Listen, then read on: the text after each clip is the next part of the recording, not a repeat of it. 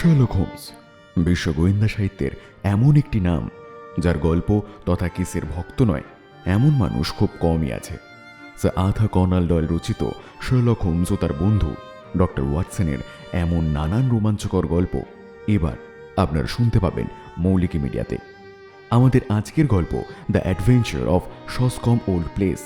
গল্পটি প্রথম প্রকাশিত হয় 1927 সালের মার্চ মাসে ইউনাইটেড স্টেটসের লিবার্টি পত্রিকায় এবং তারপর সেই সালের এপ্রিল মাসে the adventure of the black spaniel নামে তা পুনঃপ্রকাশিত হয় দ্য স্ট্র্যান্ড ম্যাগাজিনে।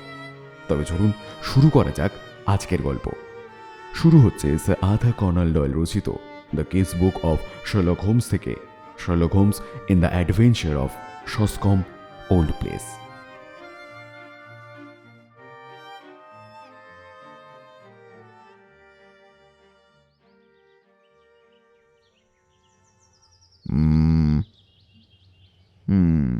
অনেকক্ষণ ধরে একটা লো পাওয়ারের মাইক্রোস্কোপের ওপর হেড হয়েছিল আমার বন্ধু শার্লক হোমস।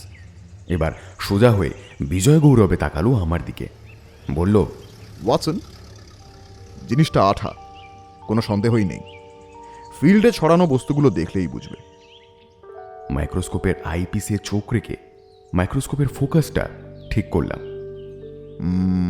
রোঁয়াগুলো টুইড কোটের, ধূসর জিনিসটা ধুলো, বাঁদিকের জিনিসটা কোষ থেকে উঠে আসা খোসা, মাঝখানের বাদামি বড়িগুলো আঠা। বুঝলে? হেসে বললাম, মানলাম, কিন্তু তাতে হলোটা কি?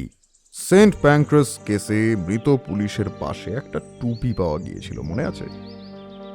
যাকে গ্রেপ্তার করা হয়েছে সে বলছে টুপিটা তার নয়, কিন্তু ছবি বাঁধানো তার পেশা, আঠা নিয়েই তার কারবার। কেসটা তোমার? নো মাই ফ্রেন্ড, স্কটল্যান্ড ইয়ার্ডের গোয়েন্দা মেরিফেলের অনুরোধে একটু নাক গলিয়েছি আর কি। কোর্টের হাতার সেলাইয়ের মধ্যে দস্তা আর তামার গুঁড়ো পেয়ে হাতে নাতে সেবার এক জালিয়াতের টাকা জাল করার কীর্তি ফাঁস করে দেওয়ার পর থেকেই ওদের টনক নড়েছে। মাইক্রোস্কোপের গুরুত্ব বুঝতে পেরেছে। বলতে বলতে অধীরভাবে তাকালো ঘড়ির দিকে। নতুন এক মক্কেলের আসার সময় হয়ে গেছে, ভালো কথা। ঘোড়দৌড় সম্পর্কে খবর টবর কিছু রাখো নাকি ওয়াটসন? আলবাদ রাখি, পেনশনের অর্ধেক তো ঘোড়ার পিছনেই উড়ে যায় ভাই। তাহলে তোমাকেই জিজ্ঞেস করা যাক, স্যার রবার্ট নরবার্টন লোকটাকে কি জানো তার সম্পর্কে? ও স্যার রবার্ট নরবার্টন শসকম ওল্ড প্লেসে থাকেন। গরমের সময় কিছুদিন ছিলাম সেখানে। নরবার্টন একবার এমন একটা কাণ্ড বাঁধিয়ে বসেছিলেন যা তোমার আওতায় আসে। কিভাবে? নিউমার্কের হিতের নামকরা কার্জন স্ট্রিট মহাজন স্যাম ড্রয়ারকে ঘোড়ার চাবুক দিয়ে মারতে মারতে প্রায় মেরে এনেছিলেন। ইন্টারেস্টিং। তা উনি কি হামেশা এরকম করেন? হামেশা বলতে সবাই জানে স্যার নরবার্টন বড় বিপজ্জনক লোক। সারা ইংল্যান্ড ঢুঁড়ে এলে অমন ডিয়ার ডেভিল ঘোড়সওয়ার আর দুটি পাবে কিনা সন্দেহ শার্লক। বছর কয়েক আগে গ্র্যান্ড ন্যাশনালে সেকেন্ড হয়েছিল। ভালো স্পোর্টসম্যান হতে পারতেন, বক্সিং, ঘোড়দৌড়, খেলাধুলা আর সুন্দরী মেয়ে নিয়ে জীবনটা কাটিয়ে দিতে পারতেন। ওর আমলে সবাই যা করেছে আর কি, কিন্তু সে সুযোগ আর ফিরে আসবে না। ও চমৎকার। নখদর্পণ বর্ণনা দিতে দেখছি, চোখের সামনে যেন দেখতে পাচ্ছি স্যার নরবার্টনকে। আচ্ছা, শসকম ওল্ড প্লেস এই সম্পর্কে কিছু আইডিয়া দিতে পারবে? Why not. জায়গাটা শসকম ওল্ড পার্কের ঠিক মাঝখানে। ঘোড়া চড়ানোর, পাল ধরানোর আর ট্রেনিং দেওয়ার বিখ্যাত ঘাঁটিটা যেখানে, সেখানে। হে ট্রেনার জন মেসন। বাবা ওয়াটসন, চমকে উঠলে দেখছি। এই জ্ঞানটুকু অর্জন করলাম এই মাত্র এই চিঠিখানা থেকে। লিখেছেন স্বয়ং জন মেসন। তার আগে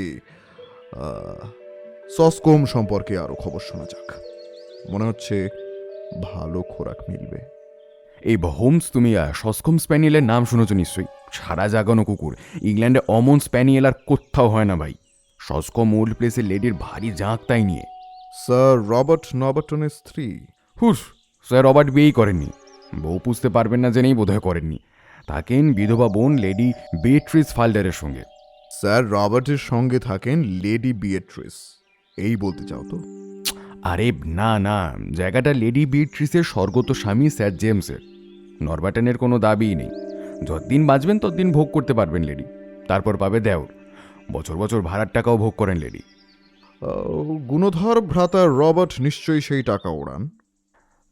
বলতে পারো তাই। লোক বড় খারাপ শালক। বোনকে জ্বালিয়ে মারছেন এই বিষয়ে কোনো সন্দেহ নেই, তবে ভাইকে ভালোবাসেন এমন কথাও শুনেছি। কিন্তু সস্কমে এমন কি কাণ্ড ঘটেছিল যে তুমি আমায় এত কথা জিজ্ঞেস করছো? আরে সেইটা জানবার জন্যই তো পথ চেয়ে বসে আছি। ভদ্রলোক এসে গেলেন বলে মনে হচ্ছে। ঘরের দরজা খুলে গেল। ছোকরা চাকর যাকে ঘরে ঢুকিয়ে দিয়ে বেরিয়ে গেল, তার চোখ মুখের কাঠিন্য, দৃঢ়তা আর শুষ্কতা দেখলেই বোঝা যায় ভদ্রলোক ঠেটিয়া আর তেইয়া ঘোড়া দমন করে রীতিমতো পক্ত পুরুষ। জন ম্যাসনের এ সুনাম আছে বই কি। সংযতভাবে মাথা হেলিয়ে অভিবাদন জানিয়ে বসলেন হোমসের দেখিয়ে দেওয়া চেয়ারে। চিঠি পেয়েছেন মিস্টার হোমস? পেয়েছি, কিন্তু বুঝিনি। ব্যাপারটা এতই ঘরোয়া যে চিঠিতে জানাতে পারিনি। জটিলও বটে। সামনাসামনি বলতে চাই। বলুন না। প্রথমেই বলতে চাই, আমার অন্নদাতা স্যার রবার্ট পাগল হয়ে গেছেন। ভুঁড়ো তুলে হোমস বললে, এটা বেকার স্ট্রিট, হার্ল্ড স্ট্রিট নয়। কিন্তু কথাটা কেন বললেন? একটা দুটো অদ্ভুত কাণ্ড করলে উড়িয়ে দেওয়া যায়, পরপর অদ্ভুত ব্যাপার করে গেলে খটকা লাগে। আমার বিশ্বাস ভদ্রলোকের মাথা বিগড়েছে ডার্বি আর সস্কম প্রিন্সকে নিয়ে। আনাড়ি বাচ্চা ঘোড়া সস্কম প্রিন্স? কিন্তু ইংল্যান্ডে অমন ঘোড়া আর নেই মিস্টার হোমস। তার কেউ না জানুক, আমি জানি। কথাটা আশা করি এ ঘরের বাইরে যাবে না। এই ডার্বি জিততেই হবে স্যার রবার্টকে। তেনাই ডুবে আছেন, এই তার শেষ সুযোগ। যেখান থেকে যা পেয়েছেন ধার দেনা করে সর্বস্ব বাজি ধরেছেন। যখন ধরেছিলেন তখন রেট ছিল প্রায় 100, এখন তা 40-এ এসে ঠেকেছে। কিন্তু ঘোড়া যদি অতই ভালো হবে তাহলে দর কেন কম পড়বে? পাবলিক জানে না সস্কম প্রিন্স কত উঁচু জাতের ঘোড়া। স্যার রবার্ট চালাকি করে দালালদের ধোঁকা দিয়ে রেখেছেন। প্রিন্সের মতোই দেখতে একটা ঘোড়াকে তিনি লাভছাপ করাতে মাঠে পাঠান। তফাতটা কেউ ধরতে পারে না। কিন্তু আমি জানি 1 ফার্লং দৌড়লেই 2 ঘোড়ার মাপে তফাত থেকে যায় দুজনের মধ্যে। ঘোড়া আর বাড়ি ছাড়া স্যার রবার্টের মাথায় এখন আর কিছু নেই। জীবনটাই চলছে ডার্বির ওপর। ততদিন কোনো মতে ঠেকিয়ে রেখেছেন সুদকর ইহুদিদের। প্রিন্স হারলে স্যার রবার্টকে ছিঁড়ে খাবে এরা। বড় মারাত্মক জুয়ায় নেমেছেন দেখছি। এবারে বলুন, পাগলামিটা কি দেখলেন? চোখের দেখা দেখলেই বুঝবেন। রাতে ঘুমন বলে মনে হয় না, সারা রাত আস্তা বলে কাটান। চোখ দুটোই দাঁড়িয়েছে পাগলের চোখের মতো, নার্ভ আর সইতে পারছে না। এছাড়াও আছে লেডি বিয়েট্রিসের সঙ্গে তার অদ্ভুত ব্যবহার। কিরকম? ভাই বোনের দারুণ বন্ধুত্ব, রুচিতেও দারুণ মিল। দুজনেই ঘোড়ার ভক্ত। প্রতিদিন ঘড়ি ধরে ঘোড়া দেখতে লেডি যান গাড়ি চেপে, যান স্যার রবার্টো। প্রিন্সকে দারুণ ভালোবাসেন লেডি নিজেও। এত ভালোবাসেন যে নুড়ির ওপর গাড়ির চাকার কর্মর আওয়াজ শুনলেই কান খাড়া করে শোনে প্রিন্স। দৌড়ে বেরিয়ে যায় লেডির হাত থেকে চিনির ডেলা খেতে। কিন্তু সব এখন শেষ। কেন? ঘোড়া নিয়ে আর কোনো মাথা ব্যথা নেই লেডির। 1 সপ্তাহ ধরে আস্তাবলের পাশ দিয়ে গাড়ি হাঁকিয়ে বেরিয়ে যাচ্ছেন, গুড মর্নিং বলতেও দাঁড়াচ্ছেন না। ঝগড়া হয়েছে এই বলতে চান তো? সাংঘাতিক ঝগড়া। নইলে যে স্প্যানিয়েলকে নিজের ছেলের মতো ভালোবাসতেন লেডি, সে বেচারাকে দূর দূর করে তাড়িয়ে দেন স্যার রবার্ট। দিন কয়েক হলো কুকুরটা দান করেছেন বুড়ো বার্নেজ, থাকে 3 মাইল দূরে ক্রেনড্যানের গ্রিন ড্রাগনে। অদ্ভুত ব্যাপার তো। লেডির শরীর খারাপ, হার্ট দুর্বল, সারা শরীর জলে ভরে উঠেছে ড্রপসি হওয়ায়। দুর্দান্ত ভাইয়ের সঙ্গে পারবেন কেন? আগে কিন্তু এই বোনের সঙ্গেই রোজ সন্ধ্যায় 2 ঘন্টা ঘরে বসে আড্ডা মেরে আসতেন। কিন্তু এখন সব শেষ। বোনের ছায়াও মারান না। লেডির মন ভেঙে গেছে, মদ ধরেছেন, মদই ডুবে রয়েছে। ঝগড়া হওয়ার আগে মদ খেতেন? এক আধ গেলাস খেতেন, এখন খান এক এক সন্ধ্যায় পুরো বোতল। বাটলার স্টিফেন্স তো তাই বলল। আরো আছে, পুরনো গির্জের তলায় পাতাল সমাধি ঘরে কি করতে যান স্যার রবার্ট? রোজ একটা লোক এসে দেখা করে। কে সে? দুহাত ঘষতে ঘষতে হোমস বলল, চালিয়ে যান মিস্টার ম্যাসন, ক্রমশই জমিয়ে তুলছেন। লোকটাকে বাটলারই দেখেছে। রাত তখন 12টা, দারুণ বৃষ্টি হচ্ছিল। শুনে পরের রাতে আমি নিজে গেলাম দেখতে। সত্যি দেখতে পেলাম না স্যার রবার্টকে। বেরিয়ে পড়েছেন অত রাতেও। খুঁজে বেরোলাম আমি আর স্টিফেন্স। ধরা পড়লে মেরে খুন করে ফেলতেন স্যার রবার্ট, তাই কাছাকাছি যেতে ভরসা পেলাম না। দূর থেকে দেখলাম পোড়া পাতাল ঘরেই ঢুকলেন। সেই লোকটাকেও দেখলাম দাঁড়িয়ে আছে ওর পথে। পোড়া পাতাল ঘরটা কি? পার্কে একটা পুরানো ভাঙা গির্জে আছে। কত পুরনো তা কেউ জানে না। মাটির তলায় আছে একটা সমাধি ঘর। জায়গাটা খারাপ, দুর্নাম আছে।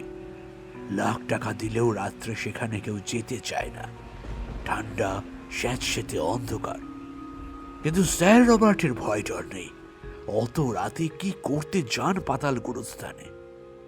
সঙ্গে যে থাকে সে আস্তাবলের কেউ নয় তো? অথবা বাড়ির কোনো লোক? সেরকম কেউ না। জানছেন কি করে? লোকটাকে দেখেছি। দ্বিতীয় রাত্রে পেছন পেছন গিয়ে ঝোপের মধ্যে লুকিয়ে বসেছিলাম আমি আর স্টিফেন্স।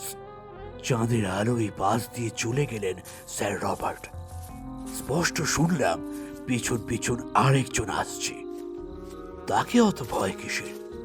স্যার রবার্ট চলে যেতেই ঝোপ থেকে বেরিয়ে এলাম। যেন হাওয়া খাচ্ছি এমনি ভাবে পেছনে গিয়ে বললাম, আরে তুমি আবার কে? আমরা যে পেছনে এসেছি লোকটা তার টের পায়নি, তাই ঘাড় ফিরিয়ে দেখেই ভূত দেখার মতো চমকে উঠল। বিকট চেঁচিয়ে পাই পাই করে পালিয়ে গেল চোখের পলকে। কি দৌড়! কোত্থেকে এসেছে, কে সে, কিছুই জানা গেল না। চাঁদের আলোয় মুখটা কি স্পষ্ট দেখতে পেয়েছিলেন? হলদেটে মুখ, লেডি কুত্তার মতো নোংরা। স্যার রবার্টের সঙ্গে এমন লোকের সম্পর্কটা কি বলতে পারেন? এবার বেশ কিছুক্ষণ চিন্তায় ডুবে রইল হোমস। তারপর বলল,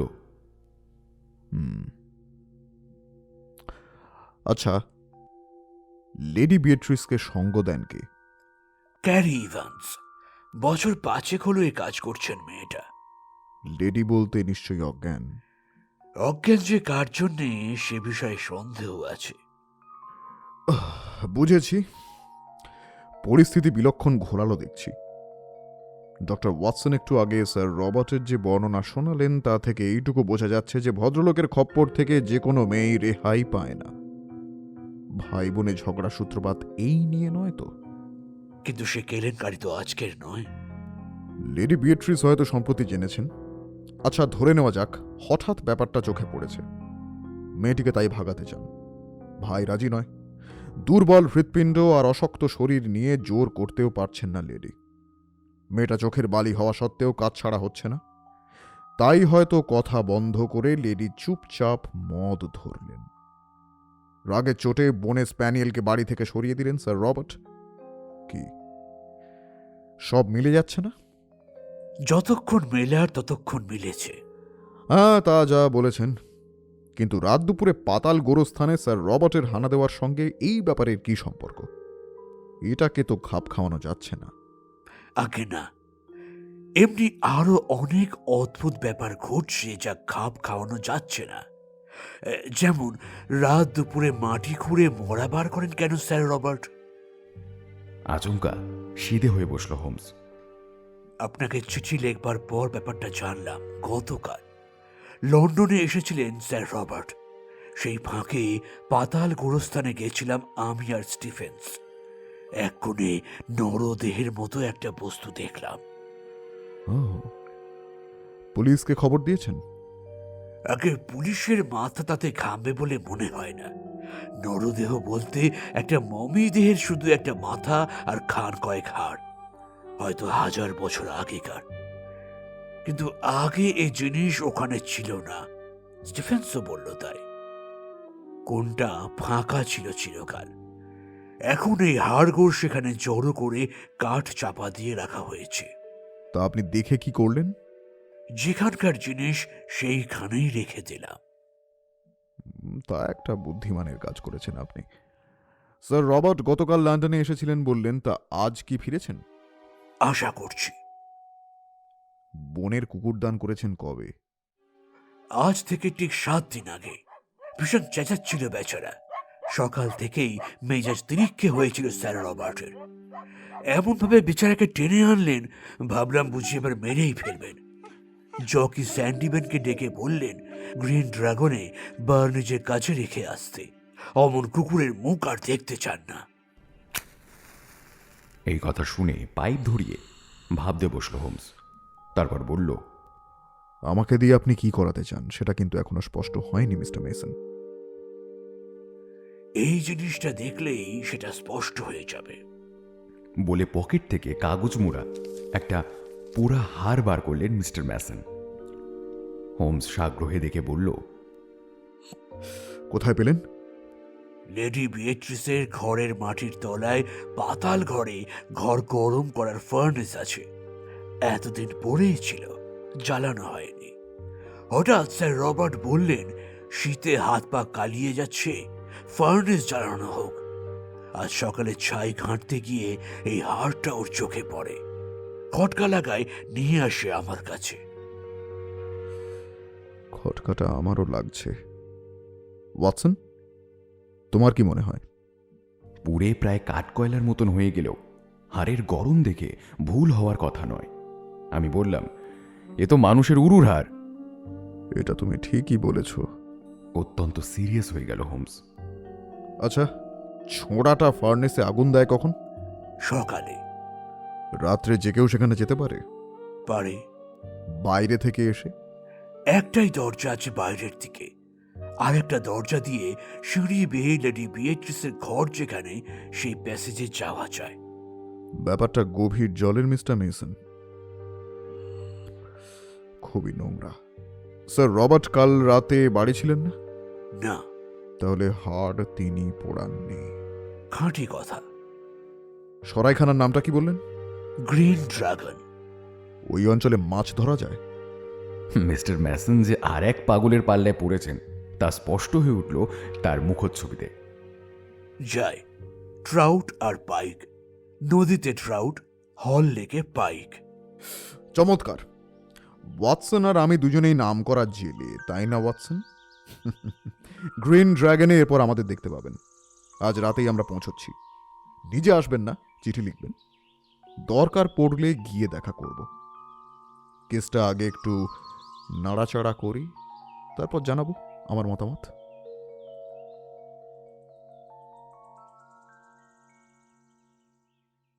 মে মাসের ঝকঝকে সন্ধ্যায় ফার্স্ট ক্লাস কামরায় চেপে রওনা হলাম সস্কম স্টেশন অভিমুখে। মাথার ওপর মাল রাখার তাকে থরে থরে সাজানো ছিল ছিপ, রিল আর বাস্কেট। সরেখানে পৌঁছানোর পর জোসিয়া বার্নেস উল্লসিত হলো আমাদের মাছ ধরার প্ল্যান শুনে। হোমস বললে, হল লেকে পাইক ধরলে কেমন হয়?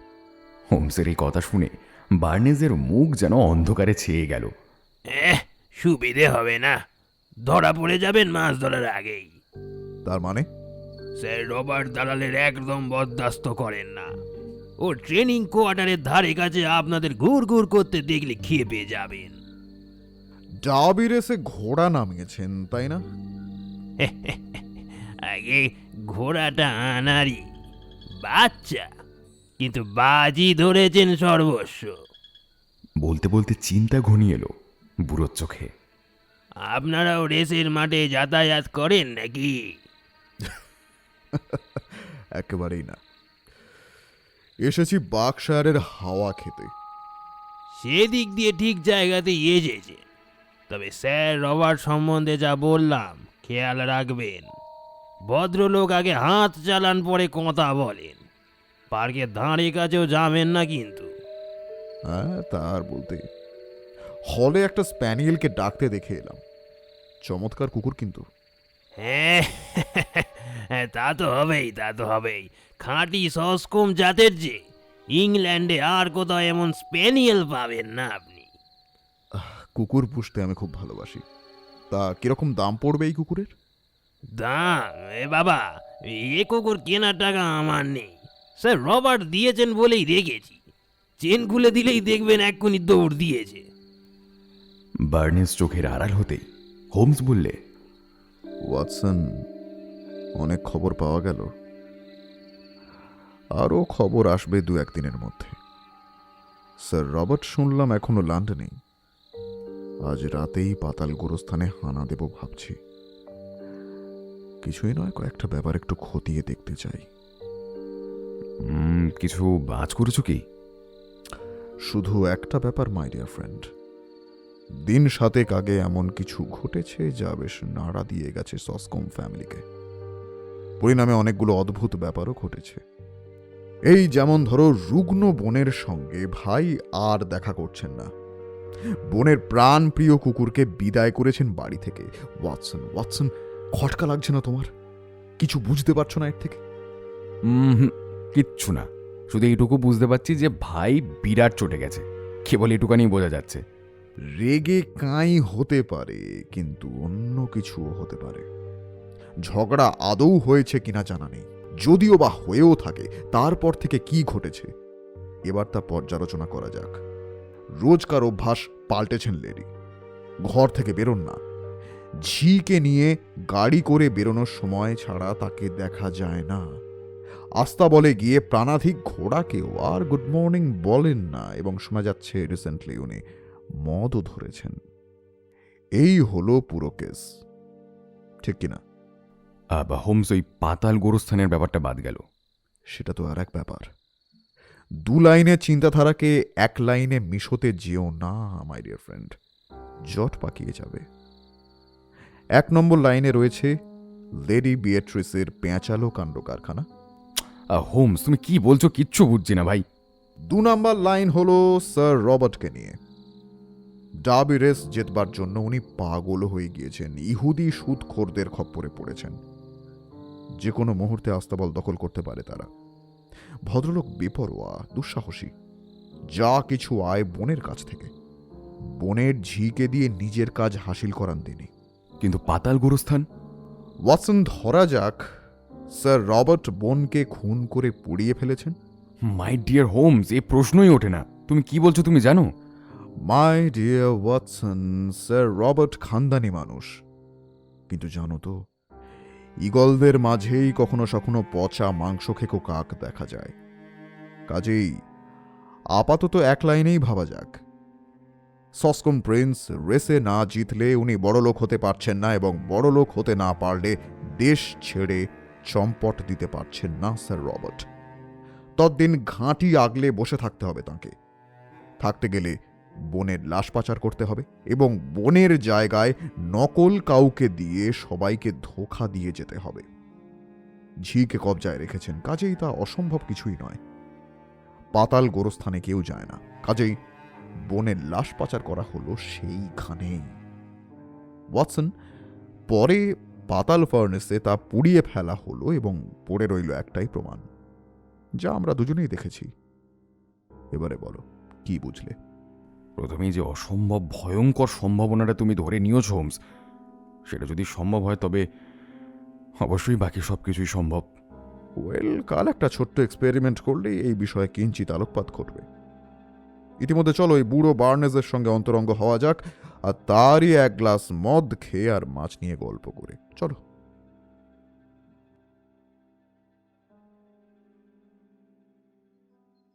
সকালবেলা উঠেই হোমস বললে মাছের চারা আনা হয়নি, কাজেই শিখে উঠল মাছ ধরা। 11টা নাগাদ কালো স্প্যানিয়েলকে নিয়ে হাওয়া খেতে বেরোলাম আমরা 2 বন্ধু। পার্ক গেটের সামনে এসে দেখলাম ফটকের মাথায় কুলো চিহ্ন গ্রিফিনের মূর্তি, মাথা আর পাখা ঈগল পাখির, দেহটা সিংহের। হোমস বললে, মিস্টার বার্নেস বলেছিলেন বেলা 12টা নাগাদ বুড়ি লেডি গাড়ি নিয়ে হাওয়া খেতে বেরোন। গেটের কাছে গাড়ি আসতে চলে। গেট পেরিয়ে গেলে ফের জোরে চলে। ঠিক তার আগেই কোচওয়ানকে যা হয় কিছু একটা বলে প্রশ্ন করে গাড়িটা তুমি দাঁড় করাবে ওয়াটসন। আমার জন্য ভেবো না, ঝোপের আড়ালে বসে দেখি কি করতে পারি। বেশিক্ষণ দাঁড়াতে হলো না। মিনিট 15 মধ্যেই দেখলাম দু ঘোড়ায় টানা একটা বড় খোলা হলদে গাড়ি এগিয়ে আসছে। কুকুর নিয়ে ঝোপের মধ্যে গুড়ি মেরে বসলো হোমস। আমি অন্যদিকে তাকিয়ে বেতের ছড়ি হাতে রাস্তায় দাঁড়িয়ে পড়লাম। দৌড়ে এসে একজন খুলে দিল ফটক। গাড়ি তখন হেঁটে চলার গতিতে গড়াচ্ছে। ভেতরে কারা বসে আছে স্পষ্ট দেখা যাচ্ছে। বাঁদিকে বসে আছে চড়া মেকআপ করা এক তরুণী, পটের রঙিন চুল, চোখে এক নির্লজ্জ দৃষ্টি, আর ডান দিকে এক প্রৌঢ়া, শাল দিয়ে তার মুখ আর কাঁধ ঢাকা, পিঠটা গোল মতন, নিঃসন্দেহে রুগ্না আর চলৎ শক্তিহীন দেখে মনে হলো। গাড়ি আবার জোরে চলতে শুরু করেছে দেখে হাত তুলে পথ আটকালাম। জিজ্ঞেস করলাম, এক্সকিউজ মি, বলছি সসকম ওল্ড প্লেসে স্যার রবার্ট আছেন? ঠিক সেই সময় বেরিয়ে এলো হোমস। চেন খুলে রাস্তায় নামিয়ে দিল কালো স্প্যানিয়েলকে। উল্লাসে ঘেউ ঘেউ করে ডাকতে ডাকতে তীর বেগে ছুটে গিয়ে কুকুরটি লাফিয়ে উঠল পাদানিতে। পর মুহূর্তে উল্লাসধ্বনি গেল মিলিয়ে, যেন জাগ্রত হলো তার ক্রুদ্ধ হুঙ্কার এবং ঘ্যাঁক ঘ্যাঁক করে কামড়ে ধরল কালো স্কারটিকে। কর্কশ কণ্ঠে কে যেন চেঁচে উঠল বিষম আতঙ্কে। চাবুক হাঁকালো কোচওয়ান। ছিটকে বেরিয়ে গেল গাড়ি, আর রাস্তার মাঝেই হাঁ করে দাঁড়িয়ে রইলাম আমি। স্প্যানিয়েলটি তখনও ফুঁসছে। উত্তেজনায় ভীষণ মূর্তি ধারণ করেছে সে। ঝটপট গলায় চেন পরিয়ে দিল হোমস আর বলল, ওয়াটসন, কেল্লা ফতে। কুকুর কখনোই ভুল করে না।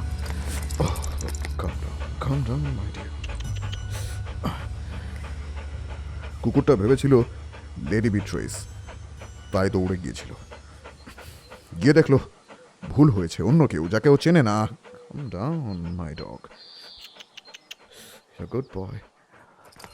তাই অত রাগ। বাট হোমস, চিৎকারটা একজন ছেলের ছিল। হ্যাঁ, তা তো হবেই ওয়াটসন। হাতে আর একটা তাস বাড়লো, এবারে সাবধানে খেলতে হবে।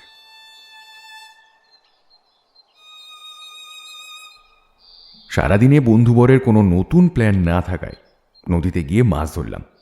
রাত্রে খেতে বসে সেই কারণে টাটকা পাইক মাছের ঝোল পেলাম। খাওয়া শেষ হলো। হোমসের উদ্যমও যেন ফিরে এলো। ফের নামলাম রাস্তায়। এলাম পার্ক গেটের সামনে। জন ম্যাসনের দীর্ঘ কৃষ্ণমূর্তিকে দেখা গেল ফটকের পাশেই। আমাদের পথ চেয়ে দাঁড়িয়ে তিনি। গুড ইভিনিং জেন্টলম্যান, আপনার চিঠি পেয়েছি মিস্টার হোমস। স্যার রবার্ট এখনো ফেরেননি, তবে আজ রাতেই ফিরবেন বলে আশা করছি। পাতাল গোরস্থানটা বাড়ি থেকে কদ্দূর? প্রায় 6 মাইল। তাহলে ওকে নিয়ে মাথা ঘামাবার কোনো প্রয়োজন নেই। কিন্তু আমি যে না ঘামিয়ে পারছি না। বাড়ি ফিরেই তো উনি সসকম প্রিন্সের খবর জানতে চাইবেন। তাহলে এক কাজ করুন, আপনার থাকার কোনো প্রয়োজন নেই। পাতাল কবরখানা দেখিয়ে দিয়ে আপনি চলে যান। আকাশে চাঁদ নেই।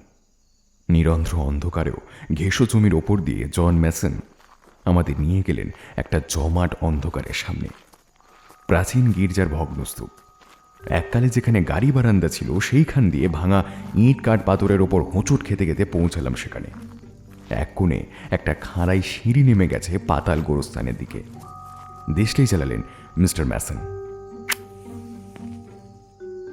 যাতা করে খোদাই করা বিস্তর পাথর, কোণে কোণে জড়ো করা শিশে আর পাথরের কফিন। নিচু ছাদ আলোকিত হয়ে উঠল সেই দেশলাইয়ের ম্লান আলোয়।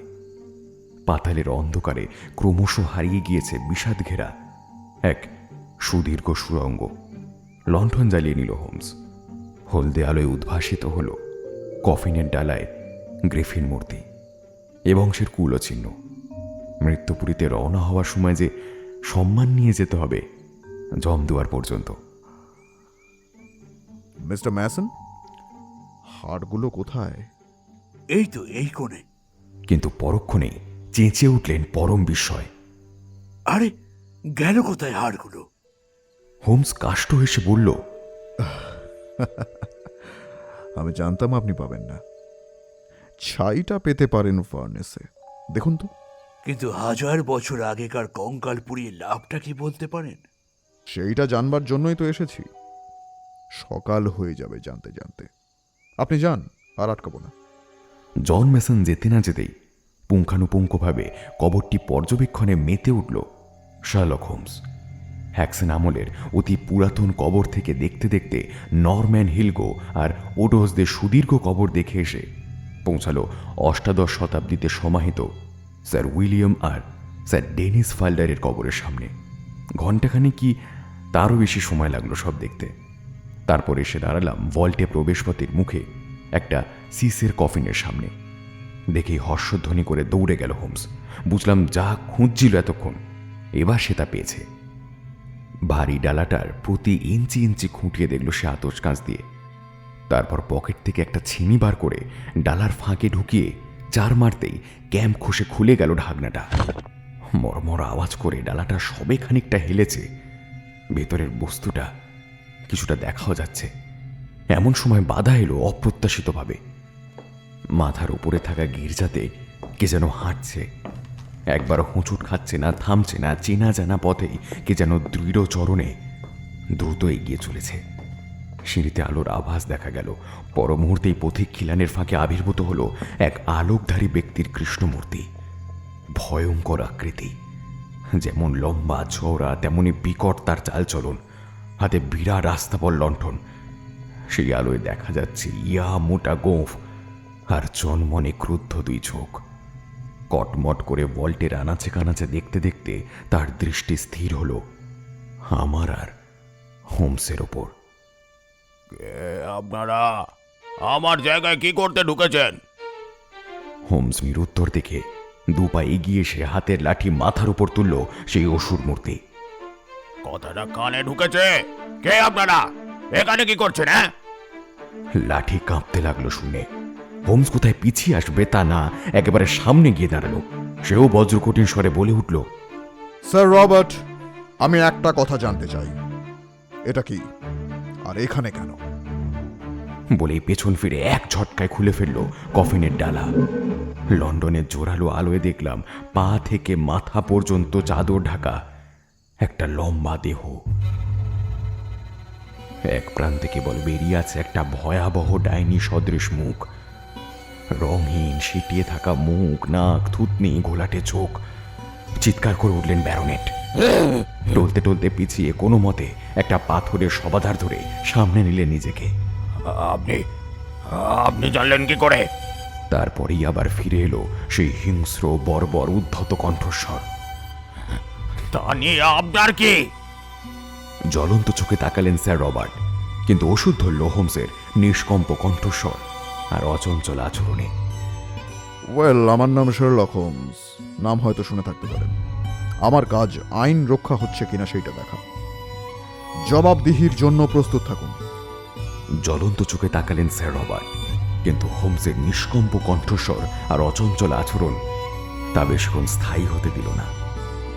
মিস্টার হোমস, আপনি দেখে যা ভাবছেন তা নয়। এছাড়া আর কিছু করার ছিল না আমার। যা বলবার আপনি তা পুলিশকে বলবেন। বলতে তো হবেই। তার আগে আপনি নিজেই শুনে যান সব ব্যাপার।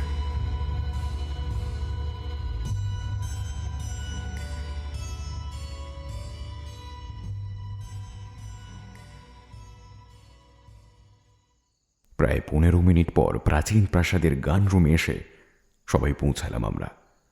আমাদের বসে উদাও হলেন স্যার রবার্ট। ফিরে এলেন প্রায় সঙ্গে সঙ্গে। পেছন পেছন এলো দুটি মূর্তি। একজনকে গাড়ির মধ্যে আগেই দেখেছি, চড়া মেকআপ করা সেই মেয়েটি। অপরজন একটি পুরুষ, মুখটা ইঁদুর মুখো, চোখে চোরা চাহনি, দেখলেই যেন গা পিত্তে চলে যায়। দুজনেই হতবম্ব। স্যার রবার্ট হয়তো হুটোপুটি করে টেনে এনেছেন, খুলে বলার সময় পাননি। হস্ত সঞ্চালনে দুজনকে দেখিয়ে স্যার রবার্ট বললেন, মিস্টার আর মিসেস নোলেটের নাম মিসেস নোলেটের ডাকনাম ইভান্স। আমার বোনের পাশে থাকার কাজ নিয়েছে বছর 5 আগে। আমি কি করেছি, কেন করেছি এরা সব জানে, তাই নিয়ে এলাম আপনার সামনে। ইভান্স বললে। কি করছেন কি স্যার রবার্ট? ইঁদুর মুখো লোকটা সঙ্গে সঙ্গে ধুঁয়ো করল, না না না না না, আমি কিন্তু কোনো দায়িত্ব নিচ্ছি না। অপ্রসন্ন চোখে তাকিয়ে স্যার রবার্ট বললেন, আমি নিচ্ছি। মিস্টার হোমস, সোজাসুজি সব বলছি শুনুন। অনেক ব্যাপার জেনে ফেলেছেন, নইলে আমার আস্তানা এইভাবে ঢুকতেন না। এটাও নিশ্চয়ই জানেন যে ডার্বি রেসে একটা ঘোড়ার উপর সর্বস্ব বাজি ধরেছি আমি। যদি জিতি উতরে যাব, আর যদি হারি একেবারে তলিয়ে যাব। ভাবাও যায় না, ভাবাও যায় না মিস্টার হোমস। বুঝতে পারছি, বলে যান। বোন লেডি বেট্রিসের ওপর আমি পুরোপুরি নির্ভরশীল, কিন্তু কিন্তু এস্টেট শুধু তাকেই দেখবে, আমাকে নয়। আমাকে বাঁচতে হয় ইহুদি মহাজনের টাকায়। বোনের মৃত্যু হলেই ওরা শকুনির মতন ঝাঁপিয়ে পড়বে আমার আস্থা বল ঘোড়া সব কিছুর ওপর, পথে বসিয়ে ছাড়বে আমাকে মিস্টার হোমস। ঠিক 7 দিন আগে দেহ রেখেছে আমার সেই বোন। কাউকে তো বলেননি আপনি? মিস্টার হোমস, বলবো কি করে? বললেই তো রাস্তায় বসতাম, কিন্তু হপ্তা 3 ঠেকিয়ে রাখলে বেঁচে যাব। এই যে লোকটাকে দেখছেন, ইভান্সের স্বামী, এর জীবিকা অভিনয় করা। ভেবে দেখলাম একে দিয়ে বোনের ভূমিকা হপ্তা 3 অভিনয় করালে ইহুদিদের ঠেকিয়ে রাখা যাবে। এমন কিছু শক্ত কাজ নয়, রোজ একবার গাড়ি চড়ে হাওয়া খেলেই হলো। ঘরে ইভান্স ছাড়া আর কেউ ঢোকে না, কাজেই আর কোনো ঝামেলা নেই। বোন মারা গেছে ড্রপসি রোগে, ভুগছিল অনেক দিন ধরে। সেটা করোনার দেখবে। কয়েক মাস পরে ডাক্তারও বলেছিল হঠাৎ মৃত্যু হবে, সার্টিফিকেট আনিয়ে দেব। আপনি কি করলেন তাই বলুন। ডেড বডি তো রাখা যায় না বাড়ির মধ্যে, তাই সেই রাতে নরলেট আর আমি লাশ পাচার করলাম বার বাড়িতে। ওখানে কেউ যায় না, কিন্তু স্প্যানিয়েলটা গেল সঙ্গে সঙ্গে। দোরগোড়ায় দাঁড়িয়ে এত ঘেউ ঘেউ করতে লাগলো যে বাধ্য হয়ে ডেড বডি সরিয়ে নিয়ে যেতে হলো আরও নিরাপদ জায়গায়।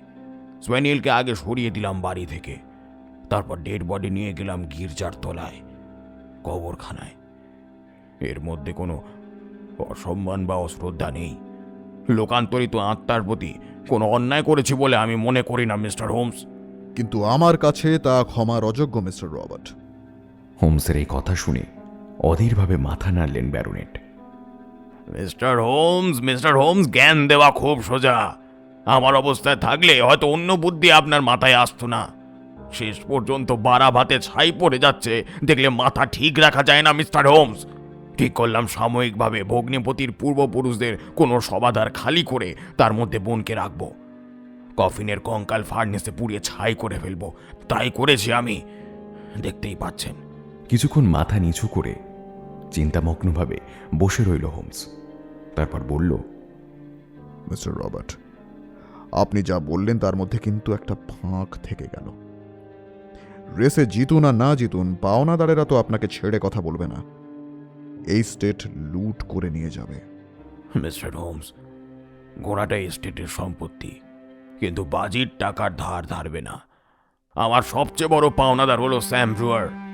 মহা বদমাস একটা লোক। নিউ মার্কেটের হিতে হান্টার পেটা করেছিলাম একবার। আপনি কি মনে করেন সে আর আমাকে বাঁচাবে? উঠে দাঁড়িয়ে হোমস বলল, আপনার ব্যাপার আপনি বুঝবেন, আর আমার কর্তব্য আমি করে যাব। পুলিশকে খবর দেব। রাত 12টা বাজলো। ওয়াটসন, চলো ফেরা যাক।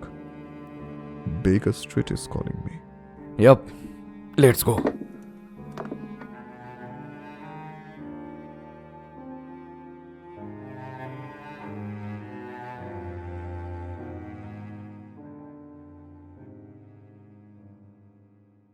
সবাই জানেন, অত্যাশ্চর্য এই কাহিনীর উপসংহারে অপ্রীতিকর কিছু ঘটেনি। যা ঘটা একান্তই সঙ্গত ছিল স্যার রবার্টের অসংহত আচরণের অসম্ভাবী পরিমাণস্বরূপ। সস্কম প্রিন্স ডার্বি জিতেছিল, মালিককে 80,000 পাউন্ড পাইয়ে দিয়েছিল। পাওনাদারদের টাকা মিটিয়েও স্যার রবার্টের হাতে এত টাকা থেকে গিয়েছিল যে বাকি জীবনটা স্বচ্ছন্দে কাটিয়ে দেওয়ার সুযোগ পেয়েছিলেন। লেডি বিয়েট্রিসের মৃত্যুর খবর দেরিতে নথিভুক্ত করার দরুন ব্যারোনেটকে মৃদু তিরস্কার করে ছেড়ে দিয়েছিলেন পুলিশ এবং করোনার। পুরো লেনদেনের ব্যাপারটাকে দেখেছিল উদার চোখে, আর এভাবেই অসম্মানের ছায়া থেকে সরে এসে সসম্মানে বার্ধক্যের দিকে এগিয়ে চললেন স্যার রবার্ট। শেষ হলো আমাদের আজকের নিবেদন স্যার আর্থার কনান ডয়েল রচিত Sherlock Holmes in the adventure of Shoscombe Old Place. Sherlock হোমসের চরিত্রে রৌনক, জন ম্যাসনের চরিত্রে সৌরভ শাহ, জোশিয়া বার্নেসের চরিত্রে কৌস্তব, ইভান্সের চরিত্রে রাইমা এবং ডক্টর ওয়াটসন ও স্যার রবার্টের চরিত্রে আমি দীপম। গল্পের সাউন্ড ডিজাইনিং ও এডিটিংয়ে এমএম প্রোডাকশন এবং পোস্টার ডিজাইনে মোনালিসা। কেমন লাগলো আমাদের আজকের নিবেদন তা অবশ্যই জানান আমাদের কমেন্ট বক্সে। আর গল্পটি ভালো লাগলে এটিকে লাইক করুন, শেয়ার করুন, আর হ্যাঁ, চ্যানেলটিকে সাবস্ক্রাইব করতে কিন্তু একদম ভুলবেন না। আপনিও যদি আপনার লেখা গল্প আমাদের দিতে চান তবে মেল করুন আমাদের ডেসক্রিপশন বক্সে দেওয়া মেল আইডিতে। আমরা আবারও হাজির হব এমন নানান ভিন্ন স্বাদের গল্প নিয়ে। ততদিন stay safe and stay tuned into মৌলিক ই মিডিয়া।